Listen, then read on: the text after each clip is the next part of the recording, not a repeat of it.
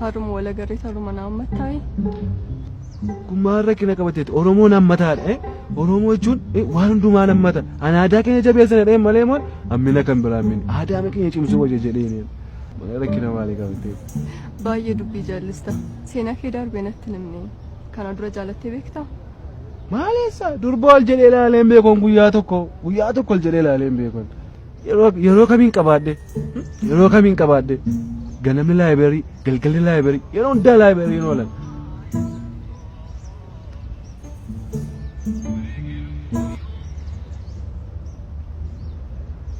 Hello, Chef.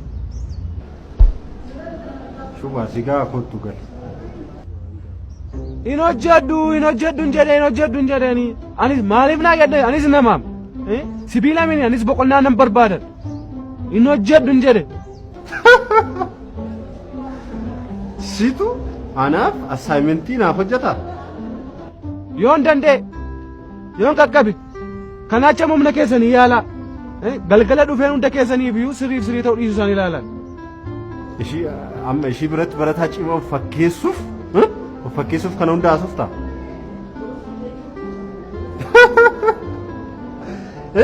Situ anaaf assignmentii naaf hojjeta jechuudha. Fakkeessuudhaan amma immoo fakkeessuudhaan jalqabde.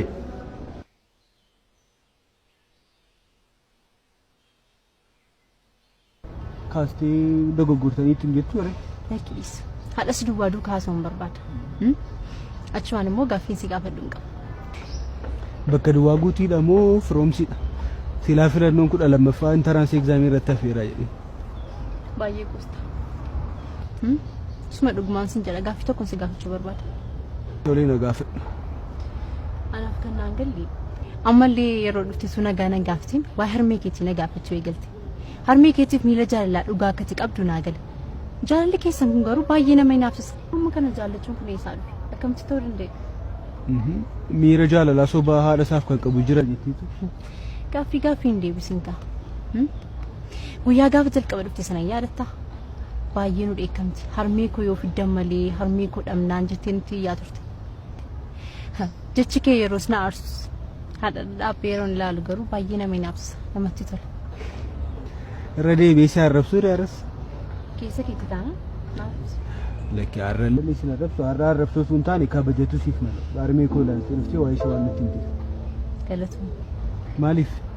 Jechuun kabajatu siif mala jechuu keetiif. Dhugaa dubbachuuf guyyaa jalqabaa sana akkasitti sagalee koo ol kaasee taasoo koo fi baay'ee natti dhaga'ame. Dhiifama. Dhiifama jechuun sin barbaachisu. Sababii isaa tuuti na lolletee tuuti na dheekamne ta'ee hadha wal baruun keenyaan beekamu ture. Mee anama ka'een deema. Maala marii fudhufte miti shaayii bunan jennu? Lakki dorriidha. Hiriyaa tokkotu na eegaa jira. Hiriyaa? Hiriyaa tokkotu na eegaa laaqana wajjin nyaanneedha. Maaliif? Laaqana wajjin nyaannee booda isaan argachuu hin dandeessu? Nasii hafeera bara. Lakki rakkoon qabu isaanuma wajjin nyaadha. Yeroo bira. Tole argatetti. Si argu koo baay'ee natti tole. Galatoom. Atis galatoomi guddaa. Nagaan.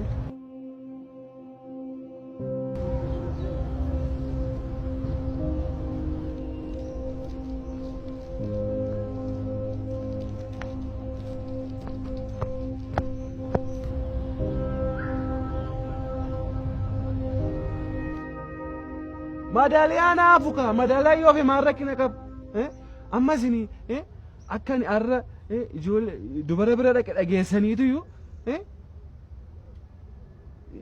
shuubaanii barumsa isaarraa gadi bu'aa madaaliyaa dhabaa isheen intalli gufachiise jettanii kana yaaddeeti mini intalloon nama akkasii mini mucaa gaariidha mucaa gaariidha. Siriyyuu situ meedaal maaliidhaan badhaafamta meedaaliyaa? Fakkeessuudhaan yookaan soba meedaaliyaa dhufaa jira yoo ta'e badhaafamuu dandeessa kana namni sitti qaqqabuun jiru. Mucaa akkas gootu mini ani madaaliyaa sin dhabu waan hundumaa barumsa qonnaan laaffisti mucaa cimtuudha. Baay'ee natti tolteera si jaaladheera soba kee si jaaladhe meedaaliyaa immoo yoo sobaa fi fakkeessuudhaan qophaa'aa jira ta'e hin fudhatta namni sitti qixxaatu hin jiru. Kana uumaan atis beekta hin shakkamu. In dagatin wal arganna kootu. assignmentii nu hojjedhu sin jechaa jiru. Maarree ammoo keessa baan amma keessa baan. Cimina kee baay'ee jaaladheera. Ciminni kan rabbiidha cimaan rabbiidha dhiise. Anolleem reegni tokko mataa naannessee tureeyyuu. Cause of 45 degree kan jedhu. So naaf hojjette. Please dhiisi bari. Amma sammuun koo baay'ee haaraa waan jiruufi yoo ta'u didellee malatti sii fuudhee galee borsii hojjedhee sii fida amma baay'ee tokko na haara please dhiisi wanta kana. Ani immoo akkamitti akka dhufuun beekuu barbaade malee deebisaa ammaa barri ijoollonni dormiyyuu fidanitti turan. Madaaliyaa dhabda akka madaaliyaa dhabda dhugamu beeku waan ta'eef madaaliyaa dhaba jedhaniitu anaan si'a kudhannatti dawwaluna maayyoo madaaliyaan natti hafina. Garuu hiriyoota amanamuu qabda baay'ee namatti tolu. Eega hiriyoota amanamuu qabu garuu moo'ati baay'ee bareedda. Situ na caalaa bareeda. Anillee bareedina sammuu fi bareedina amalaa malee bareedina fuulaa manatti waan hin qabu miti. Rifeensa kee dheereffadhu ta'u dhiirri yeroo san bareeda. Gaaddisa ture. Baga yeroo sana hin argin. Silaana buttee galuun keenuuf. Dhiisitii rifeensi kee baay'ee dheerataa? Dhiirri rifeensa dheeraa qabu baay'een jaaladha. Mooluun natti hin tolu. Maaliif sitti tolu? Dhiirri na fudhudhaa keeyyuu osoo yeroo mul'atu natti hin tolu baay'ee na aarsa. Natti hin tolu qofa otoo hin taane dhiirri gaafa moolatu maaliif dhiirri moolate rakkinni isaa maalidha? Maal rakkateeti namtichi kuni? Dhiirri kun maal rakkate jedhamee yaaduu qaba. Gar tokkitti duwwaan gara shamarran yaaduu duwwaan sirriin ta'u. Yaada keenya gara lamaa yoo yaadne gaariidha. Borumaafuu. Maaliif mul'ata? Maaltu beeka? Mana haadha manaasaaf utuu takka wiiggii takka uumaneerii takka maaloo jettee dhiphistuutu yaaddu masheeraan kan keefaa moolachuu danda'a. Kanaafaa jettee yaaduu qabdu. Gallamaanii jechuudha. Shubaa koo? Okoo bareeddu. Garuu shamarran dubaraa wajjin kana dura haasofteen beektu? Maali isaan haasaa jetteeti? Nan sodaadhaan ol jedhee iyyuu ilaalee beeku. Gatiin baay'ee sodaadha yeroo jalqabaaf kunuun si duukaa haasa'u kooti. Garuu haasaan kee akkasiin fakkaatu. Nan sodaadha yeroo kamiin inni naqee haasofsiisetteeti. Nan sodaadha gatiin baay'ee sodaadhuuf kan dura shamarreetti dhiyaadhee hin beeku. Si amanu? Nan shakkin ani nama shakkamu miti. Ani nama lafa guddaa ga'e abdatamudha.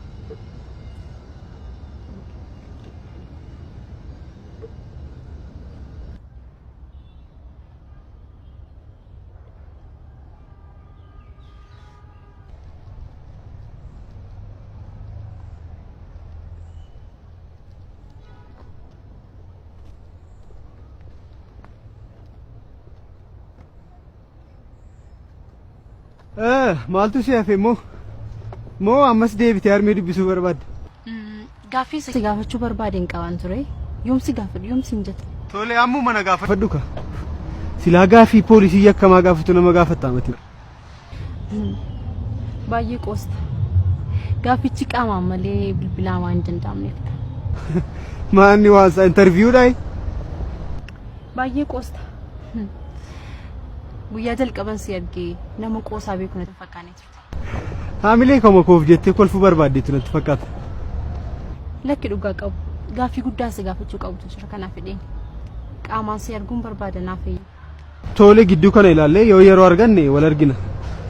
Garuu ammasitti gaaffii keetti akka qophaa'uuf yaandaa'otii nootii garaagaraa. Kana aladha. Irratti han qayyabadha. Deemsi. Deemaan jira silayyuu nagaatti. Nagaatti.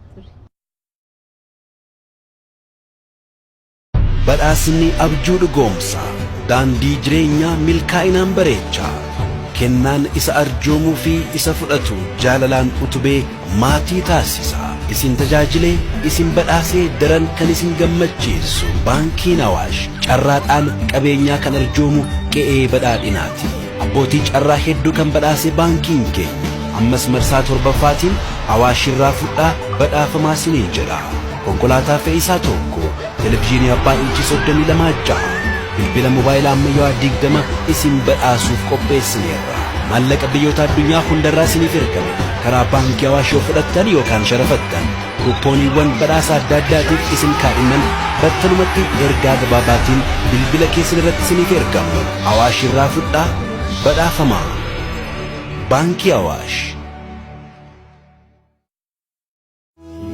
kennaa ta'a